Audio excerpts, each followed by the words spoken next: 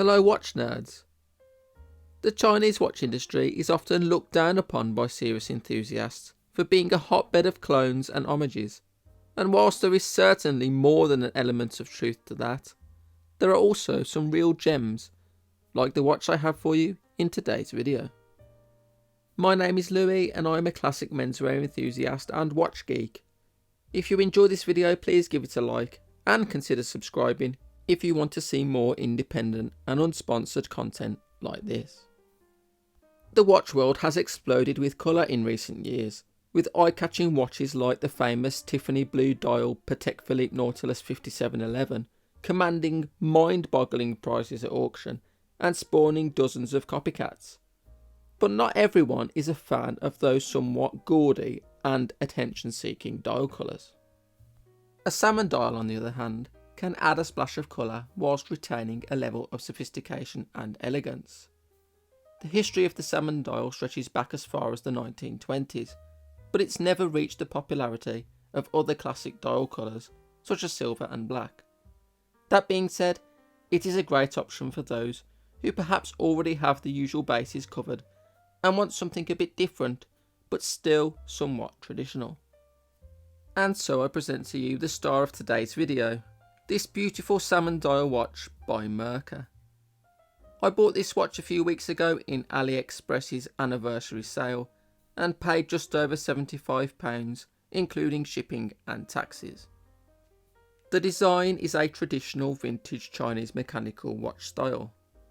Chinese watches from the mid-20th century are becoming increasingly collectible, and so it's no surprise that Chinese watchmakers are producing reimagined versions of these classic watches. For those of us more familiar with Swiss watchmaking, the similarities with popular Rolex Oyster Perpetuals and Omega Seamasters from the late 1960s are obvious. The angular lugs and slim bezel are not unique, simply tried and tested elements that have stood the test of time. The case is made of stainless steel, with a nice mixture of brushed and polished finishes, producing a refined look. The case back is screw down and engraved with a Great Wall of China motif. The crown is signed and is a typical push-pull style. The watch is water resistant to just 50 metres, but it's unlikely you'll ever want to take a watch like this in the water, so it's not really a problem. It has a boxed mineral crystal, beneath which sits the salmon coloured sunburst dial with a crosshair pattern and Chinese script. The dial curves down slightly at the edges, and there are high polished silver applied baton hour markers with a printed black minute track. The minute and hour hands are a sword style with squared off ends, and the seconds hand is long and thin with a red arrowhead.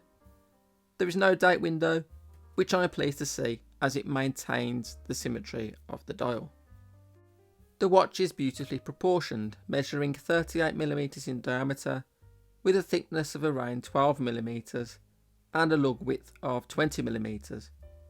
The lug-to-lug measurement is around 45mm, a great set of dimensions that will work on most wrists. The movement is a handwound Vancy or Fancy MTS M01D, which is all the information I have. It doesn't hack, but the process of winding the watch is satisfying enough. The listing is very light on detail, but from my own observations it doesn't gain or lose more than a few seconds a day. I'm not a massive stickler for accuracy, especially if a watch is as cheap as this one. There is a choice between this stainless steel beads of rice bracelet or the khaki canvas strap that I opted for. I had seen a couple of complaints about the fit and quality of the bracelet, and it worked out around £20 cheaper to go with the canvas rather than the metal bracelet. I figured I could put the money saved towards a new strap. I expected the canvas strap to be really crappy, but actually it's not the worst I've seen. The problem for me is that it's too large. It doesn't taper at all, the buckle looks huge, and the keepers are fixed in place, so I end up with a piece of flappy canvas, which isn't great. It's just not a good fit for my wrist. If you saw my video last Sunday, you will know I picked up a dark blue distressed leather strap for this watch for £28 from Watch Gecko. It has a lovely taper from 20mm to 18mm with a matte finish stainless steel buckle and visible stitching. I'm sure you'll agree it looks absolutely mint and completely transforms the watch. It perfectly walks the fine line between formal and casual. It's always a bit of a gamble buying online, but I'm really pleased with how it has turned out. So what's the verdict? I think overall it's a lovely watch, with a classic design and perfectly understated salmon dial. I don't own any other salmon dial watches, so it brings something fresh to my collection. I think it would suit my wrist a little better if the case was a couple of millimeters smaller, but otherwise I have no real complaints. Some more strap options would be a bonus, but for just £75 it's excellent value for money, and the added strap takes it to the next level.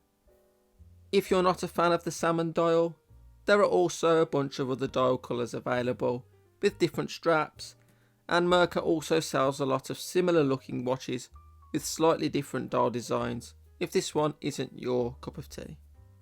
But if you're someone who would love to own a vintage watch from the mid-20th century, a watch like this is a great way to get an idea and a feel for these sorts of watches. As you try to figure out what you like and what you don't like, it's a much safer bet to buy a few watches like this and spend a few £100s than go straight for a vintage watch and spend hundreds or even thousands only to realise it isn't quite what you expected. Let me know in the comments what you think. If you're on Instagram, you can also follow me there at @_holecut. Thank you for watching, and I'll see you again very soon.